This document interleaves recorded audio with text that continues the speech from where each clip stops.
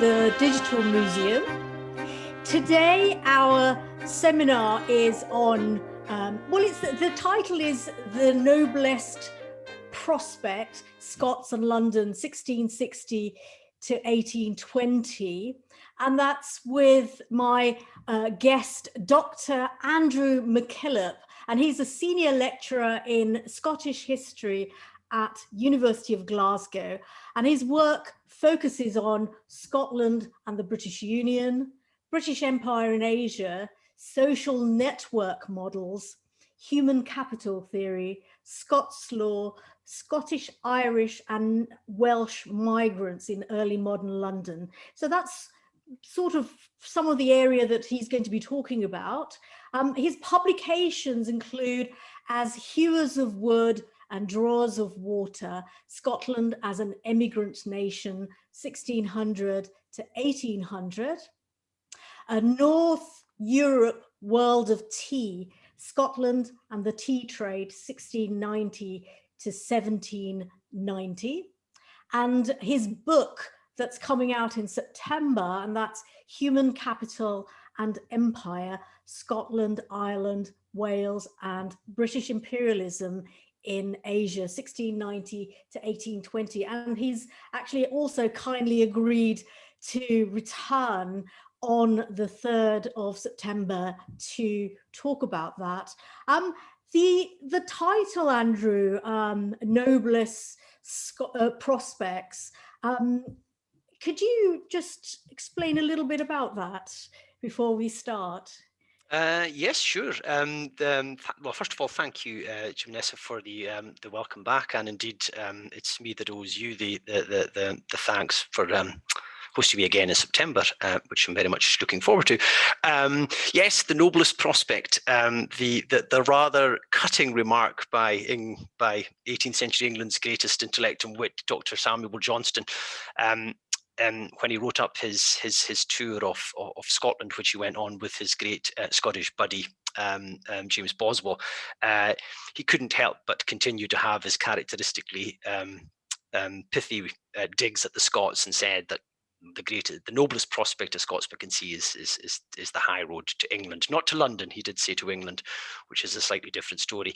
But some of the imagery I'll have up kind of talks through this idea that there's an understanding in long 18th century English society that the country is now attracting sustained and quite substantial amounts of Scots, the capital notwithstanding, and that is not always considered with calm, smiley faces, but there's a little bit of edge as to just exactly what the Scots may be doing to English society as a result of their influx. So in a sense, Johnston's The Noblest Prospect was a dig at Scots, while accepting that in a way they were now becoming a feature of English society and culture, not least its capital. Okay, well, so nothing's changed really. And you could argue that, yes. Yeah. So yes. So please do. Andrew's got a really interesting presentation and discussion for us. So Andrew, if you could, yeah, let's start that. Hopefully everybody can see that. Yes. And I'll just do that from the beginning so that it's got the bigger stage. So in a sense, just what Jibunnessa and I were talking about there, Samuel Johnston's cutting remark about the noblest prospect a Scots man, and for that matter, we could argue large numbers of Scots women could have, was the high road to England, was picked up on in the late 1790s in what is in many ways a very powerful image. You could do a whole seminar, I suspect, on just this image, Richard Newton's famous or infamous, depending on how you look at it, Flight of Scotland from 1798. It is one of the most powerful images, in a way, of the making of Britain, coming up to 100 years after the formal union between England, Wales and Scotland. It is a hostile critique of that most modern of phenomena, namely the economic migrant. And at the centre of it, we can see the human influx of Scots into England, and of course Britain's capital, London. But if you look sort of further behind, you can see that this is part of a much wider pattern of movement of Scots, quite literally raining down into places like Ireland, the West Indies, America, and Germany, probably alluding back to earlier periods of Scottish movement. So what we have essentially is not Scotland on the move, we have Scots on the move in very large numbers. You can tell from the way that Newton's drawn the Scots, they're drawing on a whole bunch of tropes about Scots as rather poor, impoverished, so rather desperate economic characters who are hawking around really rather shoddy materials, probably at the expense of local economy and society in England, London, and indeed across the other places where they're emerging. In other words, in this picture is in a sense two of the key themes I want to talk about, which is the interrelated relationship between human mobility in these islands, the quite mundane cross-border movement of a Scot, man or woman, to London, but the way that that has major implications for what we tend to know more about, which is the movement of Scots further afield into the empire, which of course is developing simultaneously with its domestic union counterpart. So in a way, some of the key themes that I'm going to talk about and relate back to Johnston's famous statement, in fact, you can see it with the wee arrow pointing, the noblest prospect is an allusion to Johnston's famous statement against the Scots. I'm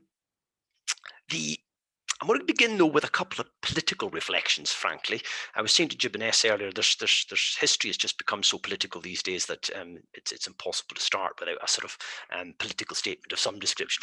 I think anyone with even a passing interest in modern Scottish history can't fail to be struck at how vibrant it is at the moment across a whole range of topics, be it the country's role in the empire, to ever more sophisticated debates about the nature of Britishness, and that of course has any number of piquancy because of where we are constitutionally at the moment, be it about public engagement with any aspect of the country's past, that engagement has just been really never more intense.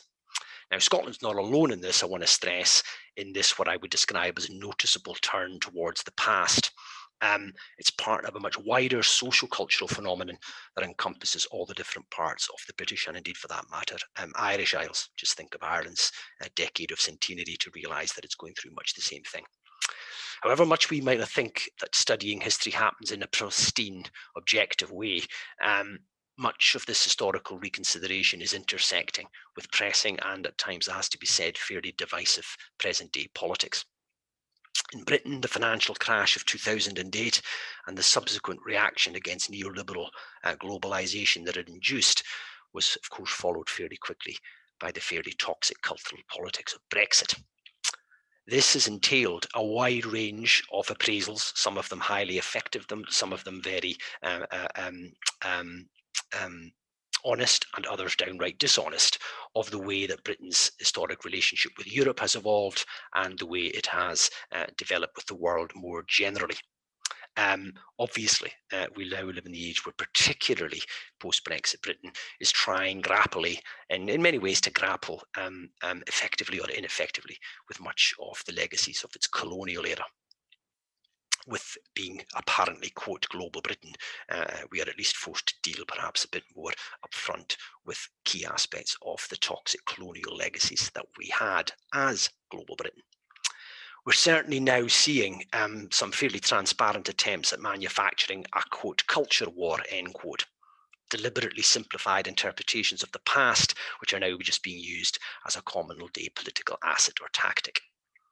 What is interesting is that in all of this, for good and for ill, history has become remarkably prominent. There's probably, it's been many a decade, I suspect, since history intersected so much with contemporary live British political politics and British political culture.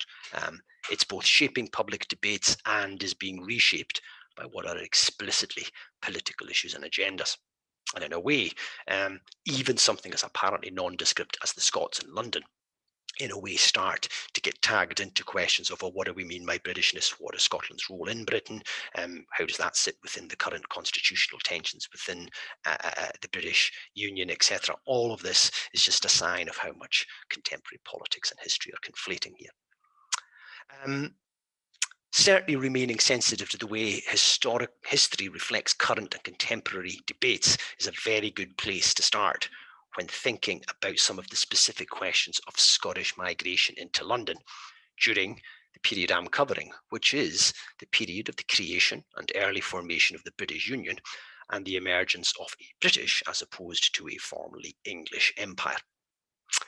Now, few areas of Scotland's past have received as much attention in the last 15 or 20 so years as its, quote, diaspora, end quote.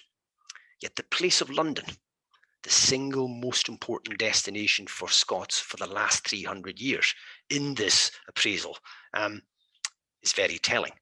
Despite Newton's, and for that matter, Johnston's, awareness of how central London was, not just to domestic British migration, but to the probably wider movement of Scots in general, London is remarkably understudied and neglected. It is, bar none, the most important destination for Scots, which are a noticeably migrant people inside Western Europe. Scots are moving everywhere. They're moving in the 15th and 16th and 17th centuries into the Low Countries, France, Poland, Scandinavia, Ulster. It's a mobile society centuries before the Scots become involved in the British Empire as settlers, planters, soldiers, or merchants. But that culture of mobility, once it pivots towards the British Empire, begins to move Scotland front and centre of the story. Yet despite this, we still know an awful lot more about how Glasgow merchants traded tobacco from the Chesapeake, or Scottish planters produced or extracted from enslaved people sugar in Jamaica. We know an awful lot more about how Orcadians filled the ranks of the Hudson's Bay Company. We know a lot more about Scottish participation in the English East India Company. We know about how Gaels formed a disproportionate element of settler migration in British North America, or component parts of its military manpower. In other words, the way that the diaspora model has developed has focused, and we want to think why that is, strikingly on far removed locations. It's that eccentric emphasis which is very striking. Now, by comparison, and in contradistinction to Newton or Johnston, our understanding of Scottish migration to England in general and to Scotland, to London more especially, is really remarkably underdeveloped. Now, there's some excellent scholarship. Stan and Enidich, David Hancock have all produced excellent studies, either of individuals or particular groups like lawyers, merchants, etc. And Keith Brown and Dave and Alan Kennedy have done some brilliant stuff on patterns of middle-class assimilation into Georgian London society. Yet considering the sheer scale, consistency and importance to Scotland and to Scotland's history of the movement of people into the metropolis, what's telling is how little we know. The bottom line is, for the period of Union and Empire, we still know more about Scots in Calcutta, in the Hudson's Bay or in Tobago than we do about the sort of image we're seeing here with Newton. It's as if in the effort to understand the global nature of Scotland's history in this period, that we've decided far away serves us better than the near and the mundane. Now, this emphasis on the overseas is such a clear characteristic that I think it forms a good, useful starting question for considering the Scottish dimensions of London's 18th century history. Why has Scottish movement into the city, which is such a key historic phenomenon, been so neglected? Now, there are a number of reasons for these, some practical, but some which again point to the intersection, probably between politics, political concerns, and the practice of history. The external emphasis reflects a long tendency, arguably evident, by the way, folks, since the 18th century, for migration to be used in effect as a vicarious form of Scottish national history. How can migration act as a form of national history? Well, if you think about it, it reflects Scotland's distinctive position as a stateless nation post-1707. So as migrants replace the conventional stories of official state and government activity, they become, if you like, a proxy or a substitute for a more conventionally national history. the old celebratory, uncritical tradition of hunting out high-profile Scots migrants, be they in Canada, the United States, Australia, New Zealand, India, China, become a way, if you like, of demonstrating the continued existence and significance of Scotland itself. So the migrant, the Scot, becomes a substitute for Scotland. In this context, the movement of Scots into places like London just threatens to muddy the waters, because it starts to tell a story not about Scotland's ongoing distinctiveness, but in a way about the extent to which Scotland was becoming British. In other words, the relative neglect of London in Scottish history is arguably lethally underpinned with a political concern or sensitivity over how you practice Scottish history while being aware of the wider British context. The downplaying of the metropolis link reflects the way Scottish history has traditionally sought out those aspects of Scotland's past which highlight its exceptionalism rather than its evolving place inside Britain. Yet, in the current context, as I said, of ongoing uncertainty, even tension in the nature of the Union, looking at how Scots operated in London, and indeed for that matter in England generally, is surely becoming more, not less, important to understand. Now, besides the slanting of history due to the politics of Scottish versus British history, there are other very practical reasons why the London link has been neglected. The more practical one is obviously the question of sheer scale and duration. This is a story of Scottish movement into London that literally stretches across centuries. It's still ongoing, unlike many of the other streams of migration, which of course died away no matter how significant they had been. And the volume of numbers, in as much as we can tell them, are really very, very substantial indeed. Scots were already in sufficient numbers in the English capital to be seen as a discernible community by the early 15th century.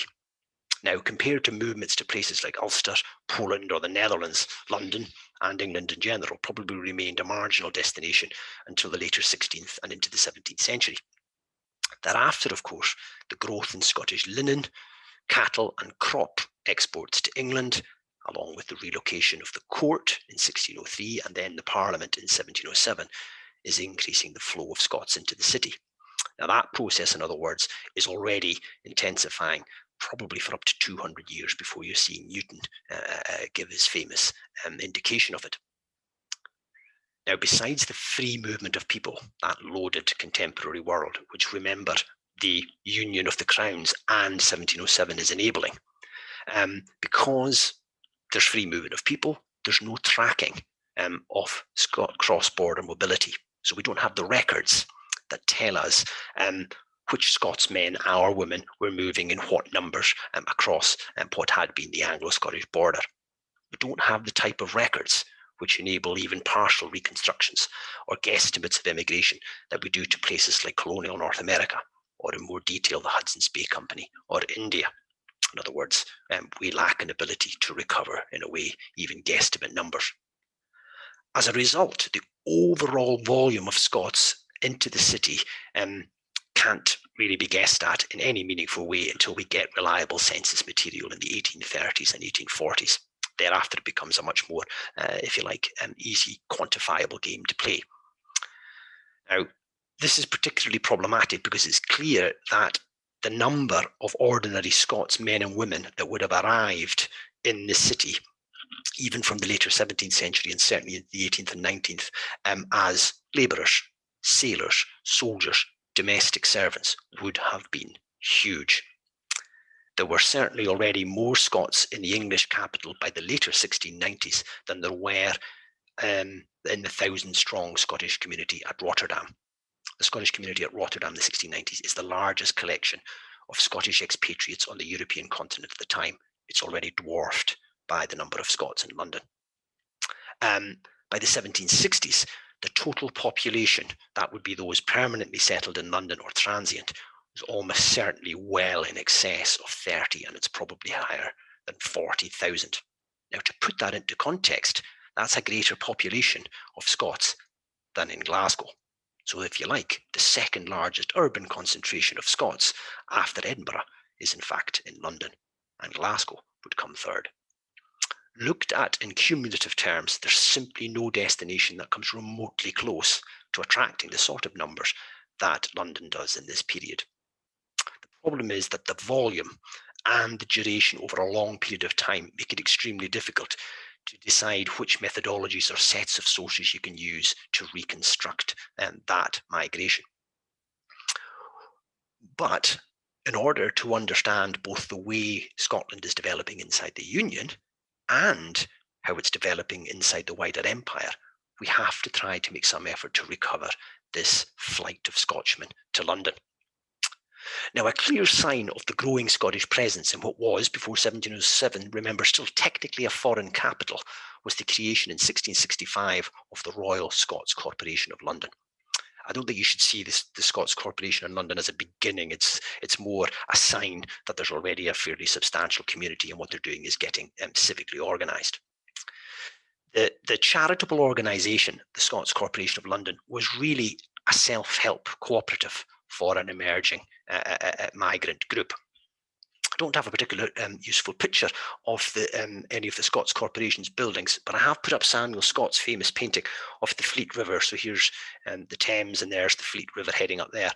And just around where you see the white tower, in about this tenement here, was the hospital founded by the Royal Scots Corporation and established there in the later 17th century. Now, the purpose of the Royal Scots Corporation was essentially to organise monies, religious infrastructure, educational infrastructure, and health infrastructure for people in the capital who hailed from Scotland.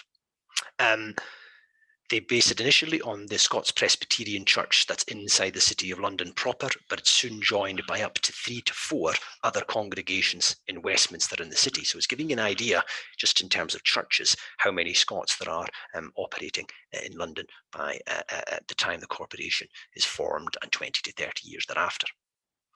Also, it's organised to enable rich Scottish expatriates to give charitable donations to provide for the poor relief, the educational and hospital facilities of Scots who have not succeeded in London or have fallen on hard times. Now, this is a standard early modern approach amongst any migrant group. The Huguenots will be doing it in London. The Jewish communities will do it in London. They'll do it in Amsterdam. That's just simply the way migrant groups tend to operate in a new urban environment. The provision by affluent Scots for less well-off Scots was not about national solidarity or sentiment. It's a way of ensuring that Scots do not come to be seen in wider London opinion as a problem. All migrants, as we know, sadly, regardless of time period or location, always face latent suspicion from the host society. If they become associated with poverty or a drain on the community, or become associated with possible criminality because of their poverty, they're going to face heightened xenophobia, hostility, barriers to progress. Such impacts affect the rich and the affluent immigrant just as surely as the poor. So the Scots Corporation is about ensuring that Scottish migrants can succeed without facing wider societal hostility. This is the reason the Royal Scots Corporation is constructed in 1665. It's really to ensure that better off Scots will not face prejudice and barriers, which will slow their integration. They're making sure they aren't going to fall into the sort of trap that, say, afflicts London's much larger Irish population, which really struggled on occasions to integrate into London civic society for precisely the sort of reasons I just discussed. In this sense, the Scots Corporation is deeply paradoxical and highlights one of the themes as what I'd like to run through the rest of the paper. On the one hand, it demonstrates an organised, distinctive, discernible Scottish population. But its function is not to just maintain a separate Scottishness. It's there to ensure and facilitate acceptance and integration, if not assimilation, into wider London society. In other words, underpinning this story is a constant tension or ongoing ambivalence between distinctiveness and integration. That's probably in many ways the two headings of the London Scots community that are to my mind at least, societally very interesting. Now, the corporation's own activities start to tell us something about the nature and size of at least the middling social order Scots migrants in London. And we can get this even before the union comes into effect. In order to advertise its charitable endeavours to wider civic society, the Corporation of Scotland so the Royal Scots Corporation began publishing lists of those who donated more than £5. Now, the period we're dealing with, a £5 donation is a lot. So we're talking about the people who have the wherewithal to start making these sort of donations. Don't worry too much about the numbers on this. I'm just going to go through some of the general patterns. What it shows is the number of people who are contributing to the Scots Corporation of London more than £5 for the period from 1665 when it's founded to 1737. Now you can see there 559 people. It doesn't sound a lot, but remember we're talking about the relatively affluent and well-off. As it stands, that is a substantial number of people. Note the prominence of merchants as people making those donations, over 100, so 17.8% of the London Scots that are active in the corporation are merchants. There's not a particularly large amount of financiers, only 8. There's a relatively small but discernible retail artisan sector, so these people who are shopkeepers or dealing in linen, etc. You can see the aristocracy and the gentry are significant at 8%. You've got army officers, and then you've got sort of the medical, clerical groups that sort of make up smaller numbers at about 2 to 3%. So you're seeing Scotland's middling groups, if you like, inside the corporation. Notice too that you're getting Scots in Scotland and overseas already contributing to the organisation. So it's also showing us the nature of the diaspora in a more wider sense, and people who are overseas or in Scotland symbolically connecting into the English or British capital. And notice how much more significant Edinburgh becomes. Edinburgh is using the connection with the Royal Scots Corporation to essentially position itself as the ongoing capital of Scotland, as opposed to the upstart Glasgow, which has less significant involvement in the corporation. We tend to think of this period as the rise of Glasgow, but through London, Edinburgh continues to position itself as, of course, the metropole of Scotland. We can see already there's West Indies and North Americans, Scots in these parts of the world beginning to connect into London. And we can see the continent remains significant. And we're already seeing East Indies and guys in places like Bombay and Calcutta sending their money back. So we have already this mixture of sort of the domestic economy at work, but also the overseas empire. So the point is that these lists kept getting published through the rest of the 18th century. There's a very good published list of 1808, which gives the annual list of members donating more than £5, and that amounts to 1,130 people. Now that meant that the Scots Corporation was one of the largest migrant associations in London, bar any. It also is clear evidence that the city was the location of arguably the highest concentration of Scottish middle and upper classes anywhere, probably even more so than Edinburgh. In other words, we're seeing in these sort of lists the evidence of the broad outline of the mercantile, professional, political and landed elites from Scotland who are resident in the city. We don't get, of course, the thousands of unnamed ordinary Scots men and women, but what we are seeing are the type of people who are making Britishness become a working, practical reality rather than just a simple constitutional framework. These, if you like, are your working Britons. Now, given the prominence of merchants in the profile of the Scots Corporation, it's instructive how, in terms of London-based middling migrants, just how many of these stayed connected to Scotland. They're in London, but they remarkably often have an eye over their shoulder back into British, but particularly their own local Scottish society. In other words, they're serving as a connective function across the border. Typical in this respect was William Fraser, the brother of George Fraser of Pitcairn and Easter Ross, and Charles Mackintosh from Eastern Inverness. If you take a look at their correspondence and accounts, it's clear that they're integrated into London, but they're not assimilated. and they remain very heavily connected to business and to kinsmen north of the border. If you look at Fraser's accounts, he's by far and away the majority of his business as a London merchant is with two Edinburgh merchants, John Watson and William Blackwood. Over 20% of all of Fraser's transactions in the 1690s and early 1700s are with Edinburgh merchants, not with London. It's mostly brown linen and oats that he's dealing in. Fraser does have connections with Scottish merchants as far away as Boston and Virginia, but he's fundamentally someone who is working the single British market. He's just working the domestic market. Most of his loans in London are leases on property in places like Holborn and the central part of the city proper. Now, very interestingly, he tends to borrow money very heavily from other Scots. There's an interesting pattern of sort of, if you like, financial solidarity. So Fraser is borrowing heavily from Scots. 10 of his 18 major creditors were other Scots merchants. But interestingly, he lends out a lot more to non-Scots, borrowing from Scots, but lending out essentially to English or to Welsh or to other non-Scots nationals. And that's a very interesting pattern, which suggests a reliance on fellow Scots when needing loans, but then using his credit to facilitate into wider metropolitan society.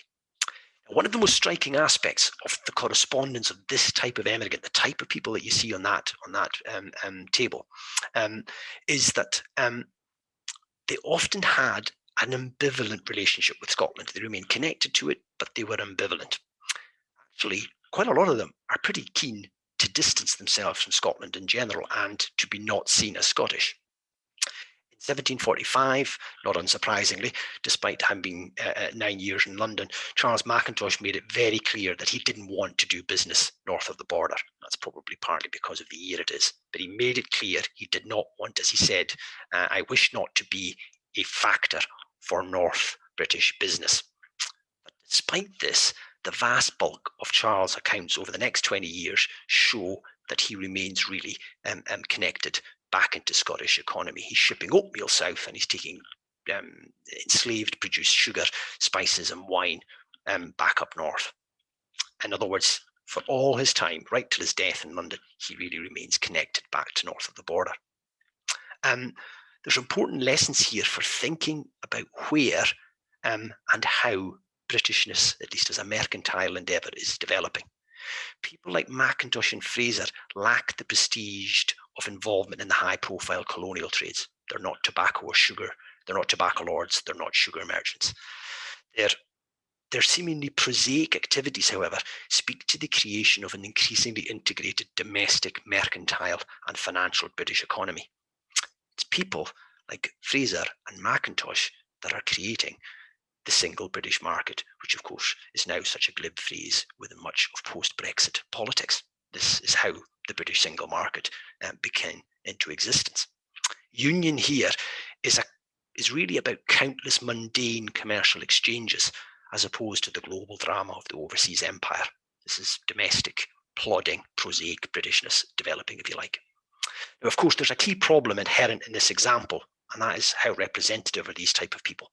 The reliance on certain types of sources, like the Scots Corporation, can easily create an impression of individuals who, although based in the city, remained in a sense metropolitan Scots. They're really, although they're in the capital, they really are still, if you like, functioning Scots. What they're not apparently doing, it would seem, are developing as Britons, associating with a wider range of individuals because of their new common identity. But everywhere you look, you find very different types of migrant, and you can find very different attitudes to Britishness, to Scottishness, and to Englishness among Scots migrants. In August 1700, for example, Henry Clerk, who was the son of the prominent Scottish politician Sir John Clerk of Penicuik, met a man in London that he knew was one of his own kinsmen, a man called Alexander Clerk. Now, despite Henry telling him to his face they were related, Alexander vehemently denied it. He simply said, I'm in no way Scottish. In fact, basically he does a sort of 18th century version of Trainspotting's bitter denunciation of all things Scottish. He just goes, I'm not Scottish. I was born in Newcastle. I'm not Scots. In fact, he called all Scots base ingrates, end quote. In other words, Alexander Clerk's attitude may have been extreme, and it certainly contrasts with the metropolitan Scottishness of Fraser or Mackintosh. But what he shows you is that for some Scots, getting to London was about getting rid of Scottishness. It's not about even becoming British. It's in a sense about identifying as English and being and practicing Englishness. One of the things that London does very interesting if we change perspective is move us away from thinking of Scots becoming Britons in the Empire to Scots becoming English in the metropole. That's a powerful, if you like, additional thread within the making of Britishness itself. What is the nature of early Britishness? Is it in fact about balancing Scottish and British identities, or is it about positively embracing, as a Scot, becoming English? The case study of Keith Brown and Alan Kennedy on the clerical and medical dynasties of the Monroes show this really important social phenomenon in action. And again, it's based on London evidence. The Monroes were a clerical and then medical family that really moved to London in the 1690s and then could be followed over 3 generations until the death of the final grandson in the 1770s, early 1780s. The initial Scot to move down is an Episcopalian cleric, Alexander, and he moves to London as a reaction against the re-establishment of Presbyterianism in Scotland in the 1690s. He's then followed by his son James and his grandson John. What was key here, interestingly, was the role of women. These Scots men begin to move towards being English through, first of all, education in England, but then increasingly, particularly through marriage and the production of the next generation, which, because they've married English women, are culturally much more Anglo-British, if not English. And indeed, the whole Monroe family, really by the late 1750s and 1760s, are no longer really Scottish. They've in effect evolved not into Britons even, they've evolved into metropolitan middle-class English families. Now, the example of the Monroes or Alexander Clerk's vocal rejection of his own Scottishness are testimony to something which we all know to be so characteristic of London, and that is its ability to integrate, if not assimilate, very large numbers of migrants, their families, and particularly over generations to produce new integrated identities. So what's true of 21st century or 21st century London was just as true in the period we're dealing with. Now, these examples also run directly counter to the dominant cultural stereotype and public image of the Scot that was being perpetrated in London society at the time. This sort of image, the image of the Scot as essentially a monolithic block of sticking together, of their clannishness, that they simply were an alien group that sort of intruded into London society, usually, as we see here, looking for money, for prospects, for opportunities, and in a sense destabilizing England's political stability and its finances and its economy in the process, harking, if you like, to the similar threads you could see in Newton's image. Now, this image of this block of Scots working together, of course, is completely contradicted by what we've just heard about Clark and the Monroes. There's no excessive national chauvinism or ethnic solidarity amongst very many of the sort of middling migrants I'm talking about.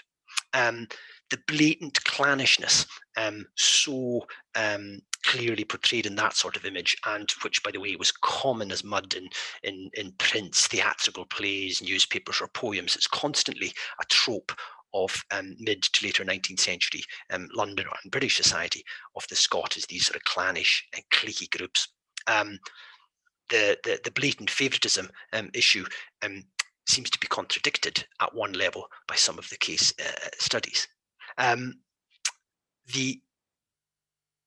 The problem is, however, that while Clark and the Monroes might suggest integration, it is actually clear that some of the very stereotypical images you see here were probably based upon assimilation and integrating tactics which were about a certain degree of Scottish cohesion and favouritism between one Scots to other groups of Scots. So it's a very contradictory picture.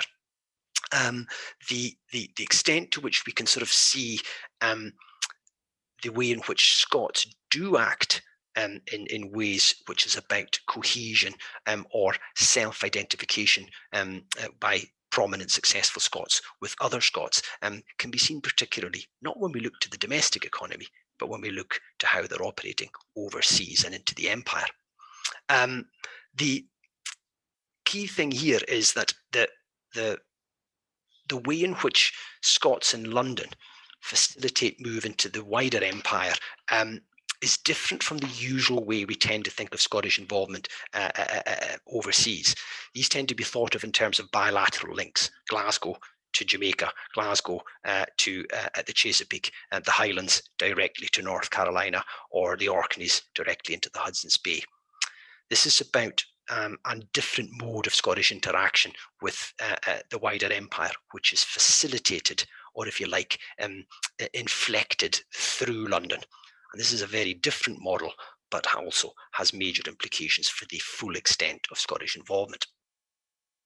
Now, I could bring up the man you see here, Henry Dundas, caricatured as Dunshaw in James Gilray's famous image, as sort of a typical example of the way popular civic society in London and Britain generally sort of tended to view the successful Scot, politically influential, well-connected, in this case with one foot in London and one in India, but broadly acting explicitly as a Scotsman and favouring other Scots. But actually, much more typical is the man you see on the other slide, David Scott of Dun-and-Ald. Now, he is, if you like, evidence of this ambiguous process by which London Scots actually often did show excessive favouritism towards their fellow Scots in ways which rather support the sort of stereotyping you're seeing in the Scots of Moneyland. Scott was from near Montrose, and he'd been what we call a free merchant. He's just a private merchant in Bombay from the early 1760s to 1780s. He comes back home, he secures a fortune, and he becomes a East India Company director, chairman of the company, so he gets right to the very top, and indeed becomes MP for his home county of Angus. Now, we're lucky to have his patronage book for the whole period when he is at the height of his power at East India Company House. And what it shows is that he did overwhelmingly favour Scots. This is a British, in fact, he's a senior colonial official at the height at the apex of the company's organisation. Yet if you look to who he's giving patronage, it's nearly always over half going to other Scots. In fact, he gives large amounts to kinsmen and to people from his own locality or region, from central Scotland or northeast Scotland. He gives some to Henry Dundas. In other words, exactly the sort of chauvinistic mutual reliance, favouritism, if you like, that we see in the Caledonians arrive in Moneyland is in fact underpinned with considerable amount of supporting evidence. And I could have taken Dun-and-Ald or a couple of the other big directors. That pattern is replicated. There is blatant favouritism, far more so than you find with Irish directors or Welsh directors or English directors towards their fellow countrymen. The distinctive pattern is that London Scots tended to favour very much fellow Scots. In fact, the crucial point before I start to wrap up is that David Scott of Dun-and-Ald represents just the tip of the iceberg, the crucial and underappreciated role of senior Scots in London facilitating mass step migration by other Scots out into particularly the key and elite parts of the empire. The way in which city-based expatriates are acting as guarantors for other Scots, they're in effect acting as security for other Scots in really very, very large numbers. Take a look at my last panel, and again, don't worry too much about the facts and figures. Going back to the Scots Corporation, what you can see are people in that corporation acting as guarantors or securities for other Scots joining the company. And it's happening on a very large scale, considering how elite these posts are. As early as 1690 to 1737, 51 members of the Scots Corporation, that's people who've given £5, so that's nearly 10% of them, also give securities at East India Company House for fellow Scots. So people like Alexander Stewart, William Stewart, or Alexander and George Otterlony, look at the amount of money that they're fronting up to facilitate the employment of Scots inside the company. £2,500, £5,000. By the time we get to the 1730s to 1770s, 1/3 of all Scots Corporation members are acting in this way. They're also doing it for the Hudson's Bay Company, for the Army, and for the Navy. In other words, people like Ninian Bannatyne, Hugh Ross, and Andrew Moffat are what we would describe as brokers of human capital. They're trading in effectively the migration of other Scots from Scotland to London, but with no intention of staying in London, but of moving out afterwards. In other words, this is one of the key roles which explain the wider success of Scots across the empire. Yes, education, yes, particular social networks, but central to key parts of that wider involvement were the role of London Scots, and that has not been sufficiently appreciated. So let's start to finish off then with just a couple of key points. London is a vital, central element of Scotland's migration history and has been for about half a millennium. And it's unquestionably central to the entire experience of Scotland inside either the regal or the parliamentary unions. How Scotland developed domestically, how Britain developed domestically, how Scotland interacted with the empire, all depended to a greater or lesser extent upon key elements of this expatriate group acting in the capital. Let's just think about some of the numbers, or start to put some of the numbers in by way of conclusion. It's generally agreed that something in the order of 80 to maybe 100,000 Scots departed for North America between about 1700 and 1800. Another 17,000, it's believed, went to the Caribbean as part of the heavy Scottish involvement in enslavement economies. At the same time, maybe another 11 to 12,000 departed for Asia. Now, for a small country with about 1.2 million people, that's a ferocious rate of emigration. But these are not the main threads of the country's movement. That is to England, and particularly to London. All of those that went to Asia, the common seamen, the sailors, would have passed through London because the company sails them out from London, at least initially. The cumulative number of Scots in the capital, the sailors, the soldiers, the domestic servants, a lot of which are women, the heiresses, the gentry, the politicians, the aristocrats, all of that put together is cumulatively far bigger than any of the other major threads I talked about. Right? London will dwarf all of the other major movements of Scots outwards. The city contained and housed the greatest number of Scottish merchants, landed and professional middling elites, bar none, except maybe Edinburgh itself, certainly dwarfs Glasgow. The country's trajectory within Union and Empire is shaped by many factors. Many of them are direct and bilateral, connections to the Chesapeake, connection to the Caribbean, etc. But you're never going to be able to understand the full global picture unless we bring London back in. In that sense, then as now, the question of the relationship between the single British market, its development historically and contemporary, means the Scottish movement across the border and into the capital was as important at the start of Britain as it currently is now. Thank you. Thank you very much, Andrew.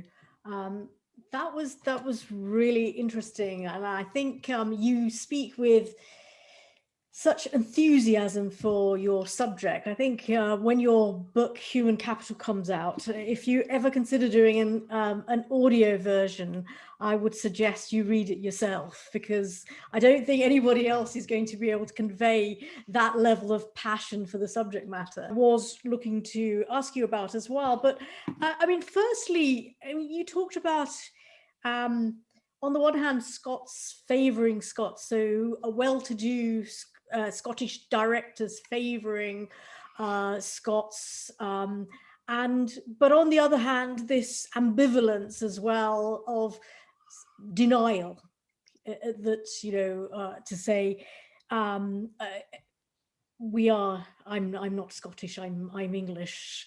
So could you expand on that tension a little bit? I think that's what we need to try and understand, is that this is such a huge community that there's just all sorts of different types. You've got, Sure. you know, the people that we can never find anything about, the Scottish beggar, the young Scottish girl that goes down and is a domestic servant, etc. There'd be hundreds and hundreds of sailors probably at any one time, lots of soldiers, etc. So you've got sort of maybe more itinerant populations. Then you're hitting the sort of groups that you start to see inside the Scots Corporation, which is sort of what you describe as your lower middling class. So your sort of shopkeeper, apothecary, then you're up into your cleric and your lawyer, you're up into your landed gentry, your aristocrats, and your senior politicians, and people like Scott. Now, it seems to me that what's noticeable is most of the discussion to date has been that those elites anglicize, right? And yes, they do. But what's noticeable is that a lot of them are staying remarkably connected to Scotland. In other words, they're anglicising, but it's the degree to which they anglicize, which is maybe a bit more subtle than just simply they all become North British. The people that tend to want to embrace English appear to be the people that aren't the top elites, but are actually the lower middle, your Alexander Clerks or your Monroes. They're the people that just over time, particularly, don't even become, it's not even clear they think of themselves as British. They become English. They're certainly, by the third generation, they essentially might have a vague sense that they connect to Scotland, but it'll be a cultural resonance at best. In other words, we can't find the do you stay more Scottish or less Scottish based upon class. It seems to be almost for the only pattern is there is no pattern, except that if you look at the Scots Corporation figures I put up, remember, these are not the Scots of Dun and Ald of the world. Someone like Ninian Bannatyne is an apothecary, but he's providing surety up to many, many thousands of pounds for other Scots coming down from Scotland. He's providing security for them. Essentially, he's underwriting their human capital, and they head off into India or sometimes to the West Indies, etc. Now, these people are probably quite integrated into London society, but that type of activity keeps them connected to Scotland. In other words, a function of connection is that it helps people retain their Scottishness, even if they don't particularly mean to, which is what happens to someone like Fraser and someone like Callaghan. In other words, the dynamics of how you become Scottish / English or British is really very, very, very complex, and tells us that we can't rely upon simple narratives of Scots join the Union, they therefore just become British, and joining the Empire makes them British. Yes, it does, but it also tends to resurrect local solidarities and local favoritisms, while other people just abandon it altogether. So I suppose the key thing is that it's rather more that what it does is complicate and muddy the way in which domestic Britain, immigration and empire are sort of intersecting together. It produces a much more fluid, dynamic picture, I think. It certainly does. I mean, and it is migration is a complex, and identity is a complex subject.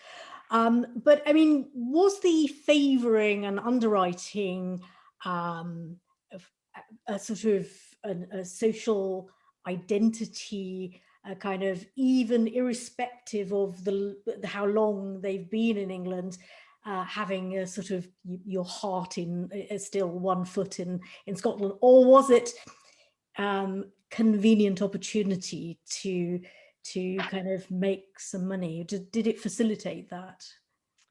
It's a good question. I mean, one of the key problems which not all Scots by any stretch of the imagination, but large numbers of Scots do face, is that relative to English society in general, and certainly relative to London, which is one of the most affluent places in the world. It's obviously very socially stratified, but to get going in business in London is expensive startup capital.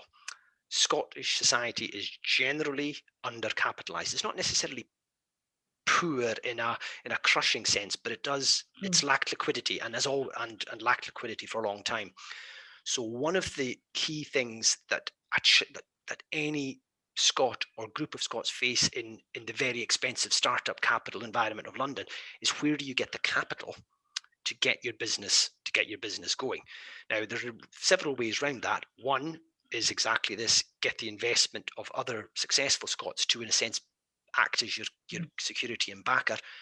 Go overseas, high risk, high return. You do well. David Scott was not particularly well off. He came back with a huge fortune, and proportionally Scots do that more, as do elements of Irish society. In other words, there's different horses for courses.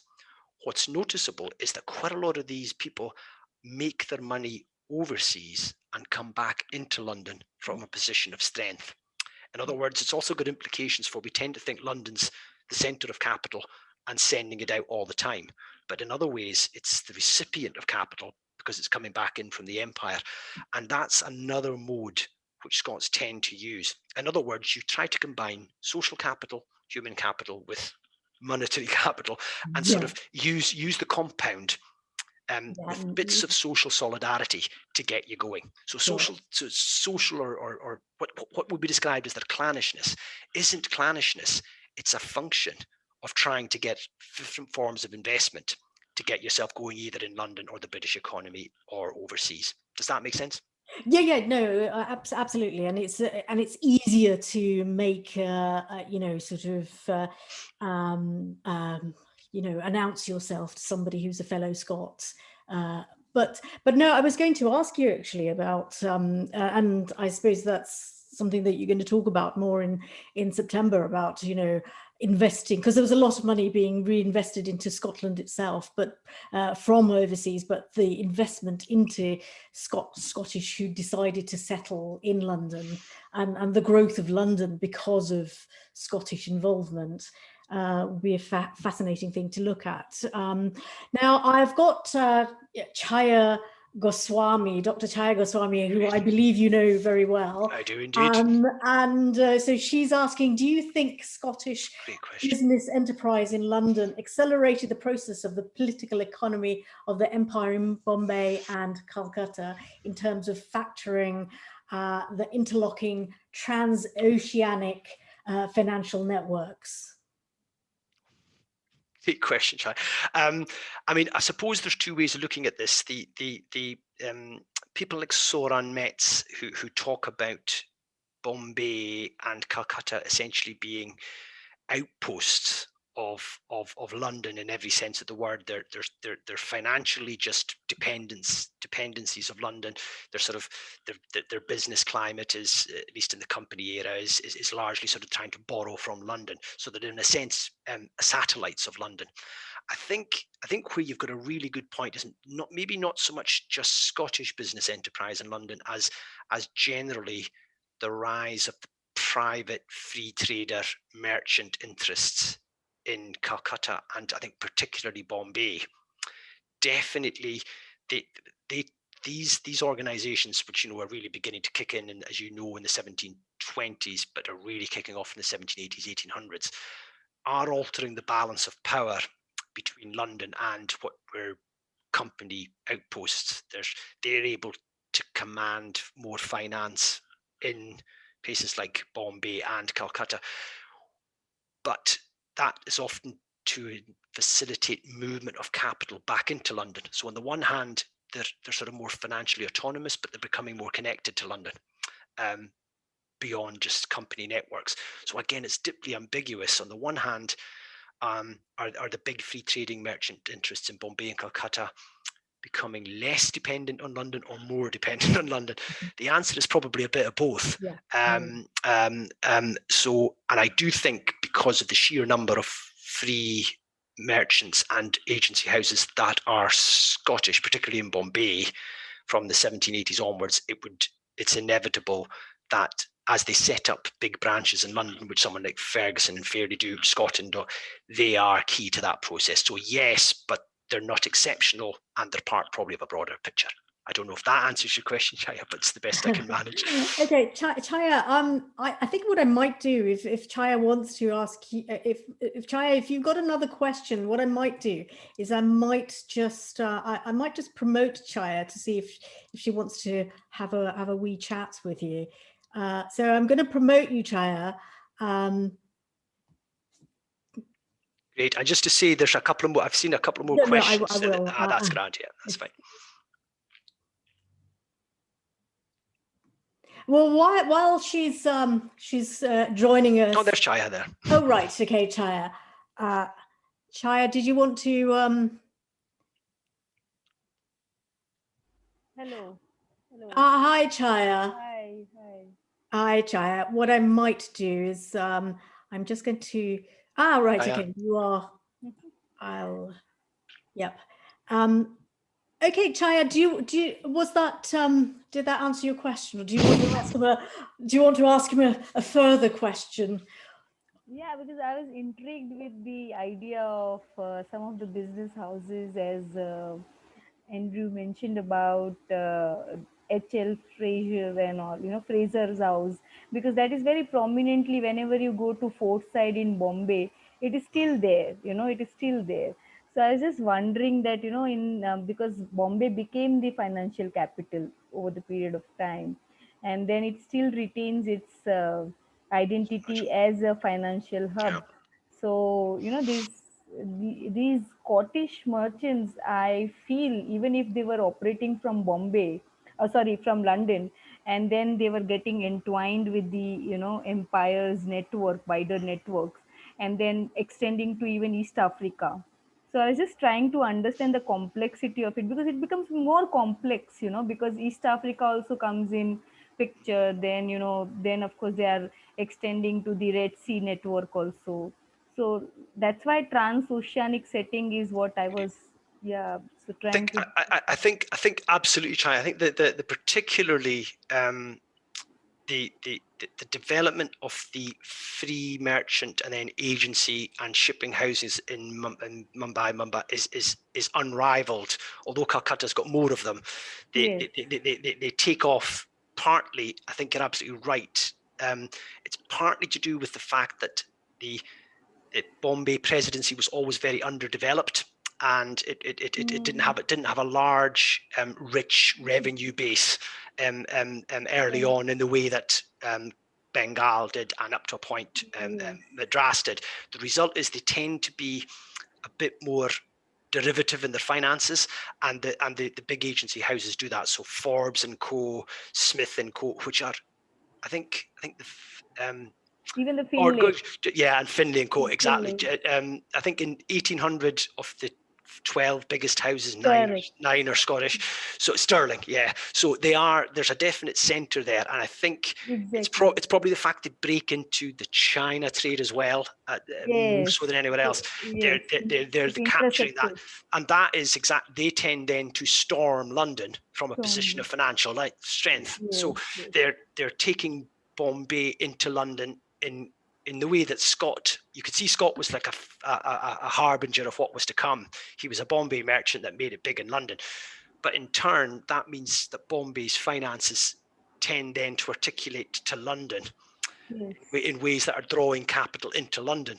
So on the one hand, they've got more agency, but on the other, they're also reinforcing London's central power. So I think it's a bit of a colonial drain as well. So it's ambiguous, but certainly Bombay, more than anywhere else, I'd have said, much of the same tactics of partnership, use of kinship, local networks, Forbes and Co, they all show that transfer out, and they're relatively distinctive. Not the only ones, but they're relatively distinctive. So I would agree with you. Yeah. I think that might be a fascinating thing, just to look at the Bombay financial connection in another discussion. Would be fascinating. So thank you, Chaya. Chaya, did you have anything else to say, or shall I demote? I'll demote you then. Don't be demoted, Chaya. All right, bye-bye. Good to see you. Thank you for the podcast. Yeah. So actually Walter asks a question, and that's Walter Dodds asks a question, and I was actually going to ask something very similar, and that's to do with the union in 1707, and he's talking about what difference would have happened in migration if the union of the crowns hadn't occurred. Well, my question was more, what was the difference pre and post union? So if you could comment on maybe a symbiosis of the two questions. Of the two unions. I think it's well, as always, you know, sort of counterfactuals, Walter, are both innately attractive and notoriously slippery. It's a very good question, and I think it ties up to something which we now know is central to the way in which the 1707 union comes about, which is that on the one hand, the Union of Crowns is a disaster, but it does establish a couple of key features of what will become the single British state or market. And that is, first of all, it allows, post the Calvin case, it basically means that Scottish subjects or subjects of the Scottish Crown are deemed to basically be subjects of His Majesty, and therefore have certain rights of residency and ability to own property, etc. in London. The example of what happens just before the Union, however, shows you why the Union of the Crowns creates or leave things fragile, because the Alien Act of 1705 would have removed the limited rights that Scots gains under the Union of the Crown and have rendered them alien. What 1707 does is, by creating an entirely new state, then we're saying, well, that can't happen again. So Scots are never going to lose their rights. I suppose the other way to think of it would be comparatively, which is the Irish also reside under a Union of the Crowns and spent most of the period I'm talking about in that mode rather than in full union. And that certainly didn't stop a series of very powerful and successful, mostly Protestant, but not exclusively Protestant Irish houses from emerging while they are effectively under a Union of Crowns arrangement, as it were, Walter. So the answer would seem to be, it works well, but if there was a political crisis, the limited rights of the Union of the Crown could suddenly become a way by which you could whack the Scots and force the Alien Act to get them to come to the table. So the one thing the 1707 Union does is ensure that can't happen again. So I don't know if that helps answer your aspect too, Jibunnessa. Yeah, no, I mean it does. I mean, obviously there's a lot of, as you say, it's understudied comparatively, and so there's a lot of interesting things that can and should be looked at. That will be maybe in a few years' time we can have an even greater conversation. Melanie Harris asked, what was a mechanism for the journey migration to London, and did it change over the years? Was it likely invitation by another Scot, advertisements for particular trade stroke skills, or news from London being sent back home to certain areas? That is a great set of questions, yeah. Melanie, and the answer is broadly, it's all of those things. I think the key set of changes that are happening, say from 1600 to 1800, is that while it would have been reasonably common for a Scot to go down to London in the 17th century, it's just become so common and part of the day by 1800 that it's in a sense just become a well-trodden path. What tends to be changing is, from what we can tell, is that in this 15th, 16th, even part of the 17th century, what was happening was broadly very large numbers of Scots were moving as seasonal migrant labour into effectively following the harvest cycle in northern, what we would call northern England. And what's happening is they're then moving into English towns like Newcastle, and they're then in a sense just becoming part of the sort of domestic English labour economy market, and they end up in London. By the time we're getting to say 1800 or 1820, it's much more common for exactly the sort of thing you were saying, for someone to leave Scotland with a deliberate intention of going to London. So they're sort of skipping out the intermediate stages and heading straight there. That you've put it as likely invitation by other Scots. Another way of looking at it is there's what we would describe as the development of a hosting infrastructure, i.e. it's a city now where we know there's dedicated boarding houses where Scots can go. There's particular sort of pubs or taverns or coffee houses where they'll get particular bits of information or commercial information. If they're from the middling group, there's a very large number of big Scottish merchant houses or banking that will offer sort of apprenticeships, etc. So if anything, the capacity of the city to draw someone in a sort of in a calculated way rather than sort of by sort of indirect drift, as it were, is getting ever more increasing. I think the question about advertising for particular trades and skills is a really interesting one. We certainly know that one of the big areas where there is direct advertising in the press of the age is not so much for stonemasons working on buildings, but for things like paving, and because that's all hard granite stuff, which tends to be coming from the east coast of Scotland. So they're often asking for people who are used to working in the hard granite stuff that's being used to pave the place. And so what's happening is there's a sort of North Sea coasting sort of trade in people and in goods. So sort of, oats and stone coming south with people, and then luxury goods coming back up from London. So that sort of tramping trade up and down the North Sea, which sounds very undramatic and very, very prosaic and uninteresting, is involves vast amounts of goods, but it also involves really quite substantial numbers of people moving down. And you see newspaper adverts for sort of people like that in, say, the Aberdeen Journal. Yeah, I mean, the things that because you've sort of mentioned a few times that things are sort of plodding and mundane, but I think that's actually quite, I think that's really very interesting. The migration of raw materials and people associated with them. Yeah, so I mean, that is very interesting. How does that differ with the Irish? From what we can tell, Ireland's economy is even more reliant on London than Scotland's is. Scotland has a number of big international, as does Ireland, but something like 80%, it's reckoned, of all Irish trade is effectively, particularly the mass movement of agricultural goods broadly defined, so we're talking huge amounts of cattle, pastoral linen, etc. Scotland obviously has major connections, colonial connections in trade, sugar, linen, those sort of things that give it a bit more of an international dimension. The problem is that we don't know, because there's not the customs and excise infrastructure, because Ireland's a separate thing, to know the volume of it. All the evidence suggests, however, that there's something like 139 big Irish merchant houses are identified, or have been identified securely, from about 1730 to 1790. So there's an Irish commercial bridgehead that's easily comparable to the Scottish one. What's noticeable is they're not they don't serve that function of connecting into big, particularly imperial institutions, in the same way the Scottish ones do.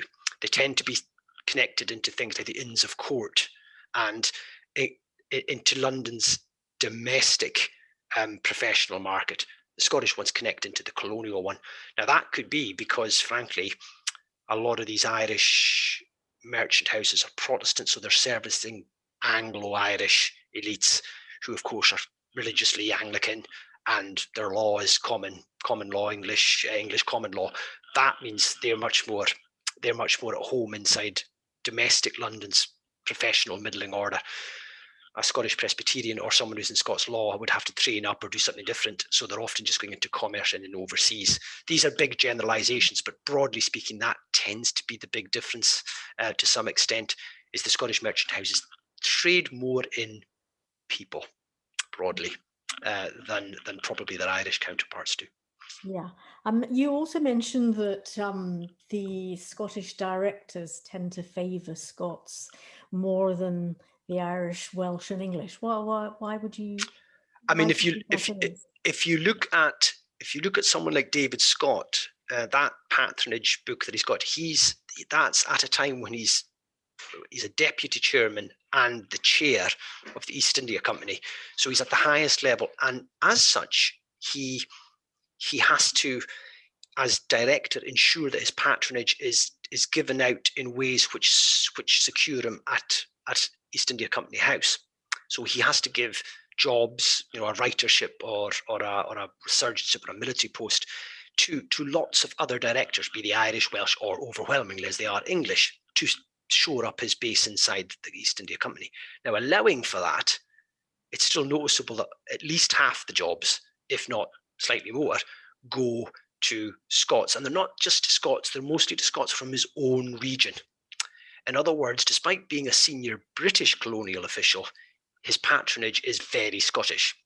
Now, you compare that with, say, someone like Robert Gregory or even Lawrence Sullivan, who are Irish, who are directors from Ireland and in exactly the same comparable situation. If you look at their patronage, it's sometimes only a quarter or a third as Irish. So it's still noticeable that they're supplying stuff to Irish clients, but it's nowhere near as heavy a profile of the overall patronage. Now, that's not just true of Scott, it's true of someone like Meahy, Grant, Fullerton, Charles Grant, Fullerton, Elphinston, all those slew of other bigs. That's why they get hundreds of posts and become so prominent in the company. Yeah. There isn't a pattern for the Welsh or the Irish that matches that. Now, why that is arguably not from a position of strength. It could be that these are posts, the patronage infrastructure inside Scotland is quite small. While Ireland has a relatively big government, and quite a lot of sort of domestic patronage, and there's the options in London. This, in other words, could be not a sign of Scottish success, but rather being displaced into colonial patronage, which is arguably, it's certainly a lot more dangerous. The difference being, however, that if it works, you hit it big. So it's a sort of high risk, high return option. But that's certainly a big difference between the directors that come from Ireland or even Wales, in as much as we know it, versus the Scottish ones. The Scottish ones are distinctive in the level of favouritism they show. That, in other words, Caledonians and Moneyland is a crude stereotype, but underpinning it is a basic. It tells the favouritism that's actually traceable. Yeah, but then you're talking about the fact that, in a way, because they have been sort of stereotyped and not doing as well locally, they're then having to find other ways, which then further entrenches that stereotype. Indeed, yeah. And that's why, that's why Richard Newton was a brilliant satirist who understood the tone of the age, and he by that flight of Scotchmen, he was of course being frankly xenophobic and quite anti-Scottish, but he was picking up on the truth that there was just now a flood of this type of probably lower, very low middling class order migrant moving into London and then slewing out elsewhere. I think that's what he captures very, very well. And there was a really good point raised by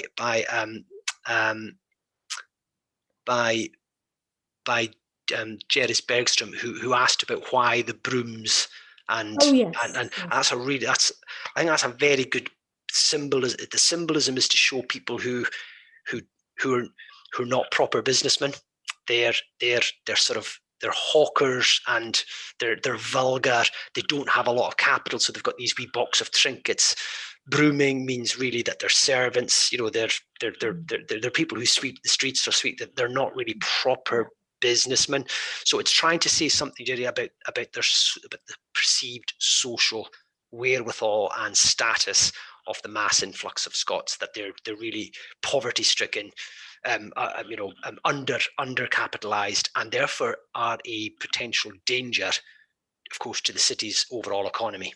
There's also that question that will they endanger London's sound finances, so on and so forth. So I think there's a lot of subliminal messages being ticked by the sort of things that you quite rightly picked out. Sure. I mean, how much they would, because today there is, on the one hand, if you went to London, it's a big city. Different areas will have different amounts of sort of immigration that will be noticeable.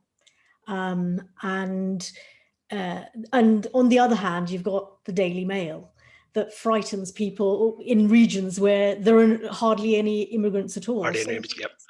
So these cartoons, as interesting as they are, how do they kind of reflect what the ordinary man walking down the street in certain areas of London would have noticed? Question. That's a very good question. I mean, I suppose what's noticeable then as now is London is so cosmopolitan that actually, as a immigrant group, the Scots are quite small. I mean, they're dwarfed by the Irish population, which is many times bigger and is concentrated into particular, often very poor parts of particularly the old East Port of London. Very heavy in Holborn and some of the middling, really derelict areas between Westminster and the east of the city. Scots are not. There's not any evidence that Scots are really concentrating as a living community. What they are is spread out, but they have those civic centres. There's 3 or 4 Scots kirks. There's the Scots Corporation, so they've got a hospital. They then get Gaelic chapels. So they tend to have the civic infrastructure, which means that their dispersal is countered by them having those centres. Huguenots, another big immigrant group that come in, they again, like the Irish, tended initially to be concentrated in certain parts of East London, largely to do with their textiles. So other groups are more visual. Both a sort of a lived community, and probably if you were looking at Sephardic or Ashkenazi Jewish communities, they'd have been really noticeable because of their clothing. Most Scots would have been wearing the standard clothing of the day, as indeed for that matter with the Irish. What would give them away, of course, is when they spoke. They would have a very broad Scottish accent or a very broad Irish accent. Someone like James and John Murray, who are born in London of a Scottish father and English mother and from a certain social background, they would have spoke in English and they would have been indistinguishable, other than by their name, their surname. That's the only thing that would probably give them away, I suspect. Yes, the original Alexander, the grandfather, he would have spoken with his Aberdeenshire, his Perthshire accent, which is where he's from. In other words, in sort of on the spectrum of distinctiveness, the Scots are actually. It's very easy for them. It's very easy for them to integrate and assimilate in comparison to other groups. So I think in that sense, they're remarkably unthreatening in comparison to, say, for example, French speaking. Even if they're Protestants, they still speak French, and certainly the Catholic Irish face much greater levels. In that context, what's surprising is how much Scotophobia you get. That's what I was alluding to, really. If you talk about Flight of the Scotchman, I mean, that looks like a horde of, dare I say, almost insect-like. Yeah, I think that's they're sort of portrayed, and yet it sounds like that's not something that anybody would. It would be the fear of like today in areas where there aren't any Asians, or there aren't very many Black people, who are actually more afraid of those people because they haven't met them. So there's that idea that the centre of Scotophobia in Georgia and Britain is London, yet it is the city which is most used to absorbing and successfully, if not absorbing, integrating large amounts of communities. So at one level, it must have had purchase because it keeps being produced. But at the other level, there's not any evidence that systematically Scots are facing the sort of obstructions and barriers that, say, London Jewish communities or anything like it faced, and certainly not Irish. So it's now what it would play in the English provincial towns, where Scots might be less, is a very interesting question and hasn't been explored. So if you went up into, somewhere like Nottingham, but would that happen? The fear of the Scots, because they're not seeing them so much, would that then play out? Possibly. you know, I suppose comparable work is really is large Irish communities in the booming Liverpool of the same period. They obviously Well, face. I mean, the Irish faced So, a lot of discrimination. yeah, and that's partly political, but it's also fundamentally religious. And that Scots are Protestants. That's the other thing that gets them off the hook. So it's a really interesting question about how Scotophobia might play out in the parts of regional England or Wales where, interestingly, there aren't a lot of Scots. But that's a good question, because it would chime with exactly what you've said about current contemporary toxic politics. Yeah, it could be quite interesting to look at other artwork or cartoons that depict the Scots. So maybe that's something that we can look at. Just before, I mean, we should sort of start wrapping up. We could talk for all evening, but probably need to let you go soon. But I think remarkably we've managed to keep most of the audience. I don't know if we've managed that. Yeah, but what I do want to, I mean, all the cartoons had they all included men. Most of the conversation were to do with men. So before we leave, we've got to talk about women. So, I mean, there were women girls who were sent down for educational purposes to London, but also more broadly, could you talk about women coming down to London? I'm just as well someone slapped me across the face for that one, because I'm very conscious that it's a very gendered picture initially that I'm doing with this research. I mean, certainly we know that actually very large numbers of women from all parts of, let's call it, provincial Britain and Ireland, be they Welsh, be they Irish or Scots, are in London in very large numbers. In fact, there's a census taken, or there's a list taken in a Westminster dispensary for about the 1750s, 60s and 70s. And it lists, I think, about 8% of all those attending were Scots. But of the Scots, 2/3 of them were women. So in fact, now, okay, Westminster's quite it's an affluent part of it, so there'd probably be a lot of domestic servants there.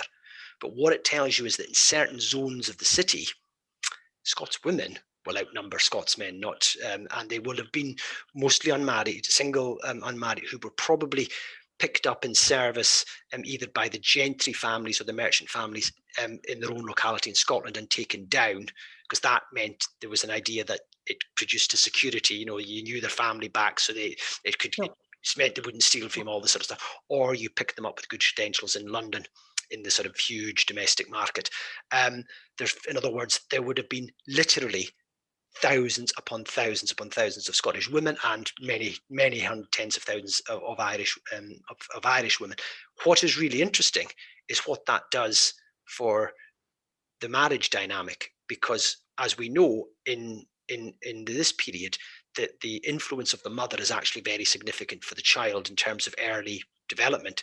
The father, in the case of the Munro, is Scots, but the mother is English, and that helps anglicize James and John. Well, if an Englishman is marrying a Scottish woman, to what extent is it going the other way around? To what extent is she teaching the boy who's got an English surname Scottish songs, Scottish? In other words, does the reverse happen? Do you get some maintenance of Scottishness because the mother is Scottish? Hugely interesting, or Irish or Welsh or whatever, is a hugely interesting question. So you're absolutely right. That is a huge area that we need to do a lot more on. And the best work done to date so far is still on English regional history, looking at sort of the market in sort of agriculture, girls that are selling agricultural produce, fruit, and sort of domestic service. And that's hugely suggestive. But the answer is don't know. Right. Okay. So, but most of the information that you've got, however little, is to do with working in domestic service. It's mostly it's in domestic service, in sort of reasonably well-to-do or even grand households. That's what we tend to have. Yeah. Okay, I know that Meg Hyland, but this is a much later time, is looking at herring gutters and their songs. So I'm just wondering, what was that also in existence at that time? Female herring gutters and other associated with the fishing trade? In this period, no. Interestingly, the fishing trade, as far as we can tell, is still largely about what little processing is done in terms of salting or dyeing is done in terms of getting barreling to the ports and then filling it with barrels and sending it down. That, we think, means that very large numbers of women are doing the processing, but they're doing it in Peterhead or Fraserburgh or whatever, and then it's going on board coastal shipping and sent down in large numbers. But again, that's another major area where all the evidence suggests that's a major way in which huge numbers of Scots are just getting to London, because there's so much traffic moving up and down the North Sea. They're there in 3 or 4 days. So it's maybe a week at most. That meant it was probably relatively easy, certainly for young men. Now, the question is, to what extent would you send young women? Certainly individually and singly, and unlikely. They probably more came by different routes. But the answer is that type of economy develops later, where they want really fresh stuff done there. At the moment, it was mostly heavily salted Scottish fish that was going down in this period. Yeah. So really more work needs to be done on women. Far more. Scottish women. Yeah, no, I think that will be really fascinating. Is anybody starting? Are there any PhDs on their way? Not that I know of. I think there is, in terms of the scale and the duration and longitudinal nature of Scottish movement to the capital, as I said, just means it's so central that the diaspora, if you want to call it that, is vast. And you could be looking at children, you could be looking at women, you could be looking at married women, unmarried women, heiresses. There's been really good stuff done at Irish heiresses in London, really, really superb stuff, but very little for Scotland, all back to the fact that, given its centrality, it's a remarkably neglected part of the whole story of Scottish movement. So this is quite exciting. So this could be the start of lots of catalysts for people to think of new PhD ideas to absolutely. So hopefully that'll happen, because I'm very excited to see what comes out. So let's finish with Walter Dodd's actually comments on what we were talking about before the session, and that's the aptness of it being on. Being on the 12th. So yes, we were chatting about it before, and fabulous talk, Andrew. Really looking forward to you coming back on in September. That'll be September the 3rd. 2 p.m. I will send links to that. I've already been sending links to that, but I'll send links again. And thank you very much for coming and joining us, and it's been very interesting. And thank you, everybody, for coming and joining us today. So have a lovely rest of the evening, everybody. Great. Thank you, Jibunnessa, and thank you, audience. Bye.